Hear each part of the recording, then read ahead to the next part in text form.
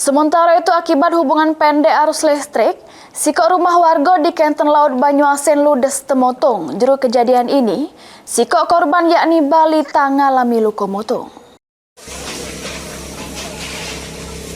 Kemotongan yang terjadi di Jalan HM Yasin, Desa Kenten Laut, Kabupaten Banyuasin, ngangus ke seunit rumah akibat hubungan pendek arus listrik. Dari peristiwa kemotongan yang terjadi terdapat 2 korban. Salah sikoknya balita berumur 3 tahun yang mengalami luka tunu sekitar 10%.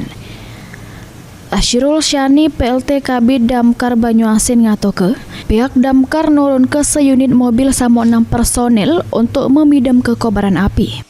Terdapat sedikit kendala pas ke lokasi kemotongan, namun pihak damkar bisa memidam ke api selama kurang lebih sejam.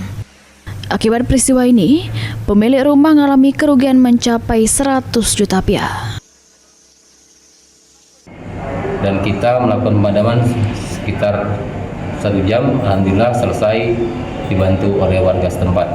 Kita menurunkan 1 unit kendaraan yang ada dan personil yang kita turunkan ada 6 personil yang standby di pos Keramat. Dari keterangan Kades, korban tersebut yang satu mengalami luka bakar sekitar 30% dan satu lagi balita luka bakar sekitar 10%. 2 korban yang mengalami luka tunu sudah digawa ke puskesmas untuk diunjuk pertolongan. Ridho Ilahi, PAL TV.